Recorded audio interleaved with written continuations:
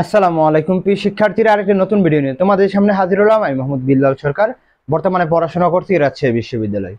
তো তোমাদের কিন্তু এসএসসি পরীক্ষা শেষ হয়ে গেছে এবং তোমাদের মধ্যে অনেক ধরনের কিউরিসিটি, সেটা হচ্ছে যে ঢাকা বিশ্ববিদ্যালয় তুমি কোন ইউনিটে পরীক্ষা দিতে পারবে বা কোন ইউনিটে বিভাগ পরিবর্তন করতে পারবে। যদিও বৃষ্টি পড়তেছে, হয়তো বা শব্দ হচ্ছে, তোমরা মাইন্ডে নিও না, কারণ হচ্ছে যে জানোই তো এখন বন্যা হচ্ছে। তো আমি তোমাদের দেখানোর চেষ্টা করবো ঢাকা বিশ্ববিদ্যালয়ে তুমি কোন ইউনিটে পরীক্ষা দিতে পারবে, অর্থাৎ কোন ইউনিটে বিভাগ পরিবর্তন করতে পারবে বা কোন কোন সাবজেক্টে পরীক্ষা দিতে হবে। আমরা যদি প্রথম কয়েকটা বিষয় দেখবো, সেটা হচ্ছে এ ইউনিট। এ ইউনিট মানে আমরা আগে যে বিভাগগুলো রয়েছে বা ইউনিটগুলো রয়েছে সেগুলো আমরা পরিচিত হবে। এ ইউনিট হচ্ছে সায়েন্সের ইউনিট, বি ইউনিট হচ্ছে কি আর্টসের ইউনিট, সি ইউনিট হচ্ছে কমার্সের ইউনিট, আর এটা হচ্ছে চারুকলা ইউনিট, আর এটা হচ্ছে আই বি এ ইউনিট, তাই না? কি বললাম? এ ইউনিট হচ্ছে সায়েন্সের, বি ইউনিট হচ্ছে কি আর্টসের অর্থাৎ মানবিকের, সি ইউনিট হচ্ছে কমার্সের, আর চারুকলা এবং আইবি এর ইউনিট। যদি কথা বলি মেইন বিষয়টা, সেটা হচ্ছে যে তোমরা কোন ইউনিটে তোমরা পরীক্ষা দিবে।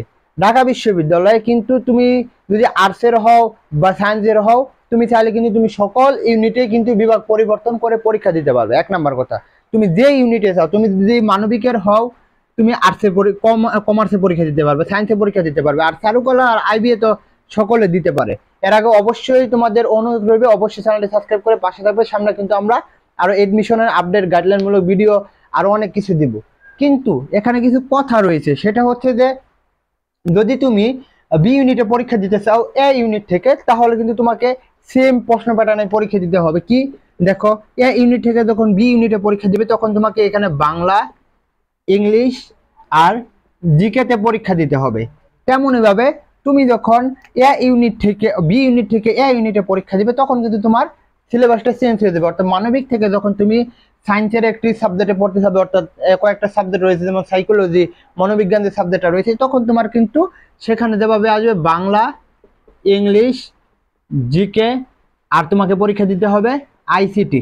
তেমনই ভাবে তুমি যখন এ ইউনিট থেকে বা বি ইউনিট থেকে কমার্সের ইউনিটে পরীক্ষা দিবে, তোমারও কিন্তু বাংলা, ইংলিশ, জিকে প্লাস আইসিটির উপরে পরীক্ষা দিতে হবে। অর্থাৎ তোমার কিন্তু তুমি সকল ইউনিটে পরীক্ষা দিতে পারবে, কিন্তু হচ্ছে যে সেই ইউনিটের কিন্তু যখন পরিবর্তনটা করবে, সেই ইউনিটের ক্ষেত্রে তোমার সাবজেক্টগুলো অন্য সাবজেক্টে পরীক্ষা দিতে হবে। যেমন যখন তুমি কমার্সে থাকবে, তখন তুমি কমার্সের সাবজেক্টে পরীক্ষা দিতে হবে, অর্থাৎ অ্যাকাউন্টিং, ফিনান্স, ম্যানেজমেন্ট প্লাস হচ্ছে ইংলিশ, বাংলাতে পরীক্ষা দিতে হবে। সো যখন তুমি বাংলাতে, যখন তুমি বি ইউনিটে যাবে, তখন কিন্তু আসলে এটা চেঞ্জ হয়ে যাবে, মানে তুমি বাংলা, ইংলিশ, জিকেতে পরীক্ষা দিতে পারবে। ওভারঅল যে বিষয়টা হচ্ছে, সেটা হচ্ছে তুমি সকল ইউনিটে পরীক্ষা দিতে পারবে। আর কয়েকটা বিষয় হচ্ছে, সেটা হচ্ছে চারুকলা ইউনিট আর হচ্ছে আইবি ইউনিট। দেখো, চারুকলা ইউনিট এবং আইবি ইউনিট তাদের প্যাটার্ন যেটা আগে ছিল, সেটার উপরে ভিত্তিতে কিন্তু তোমরা এখানে পরীক্ষা দিতে পারবে। অর্থাৎ তুমি চারুকলার জন্য যে ক্রাইটেরিয়া গুলো থাকে, বাংলা, ইংলিশ এবং তাদের যে বাংলা, ইংলিশ এবং জিকে যখন পরীক্ষা দিয়ে বা এইগুলো সাবজেক্টে যখন পাস করবে, বা আলাদা যখন এই সাবজেক্টের মধ্যে বাংলা, ইংলিশ, জিকে থাকে, তখন এগুলো পাস করার পরে একটা ভাইবা নেই।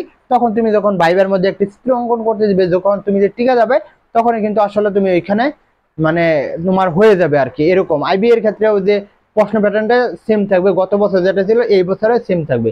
আর এগুলো আপডেট তোমাদের দিবই। আর তোমরা এই চ্যানেলটা সাবস্ক্রাইব করে পাশে থাকলে আরো ক্লাস ফ্রি যে এক্সামগুলো রয়েছে সেগুলো পাবে। তো তোমাদের জন্য শুভকামনা। আসসালামু আলাইকুম।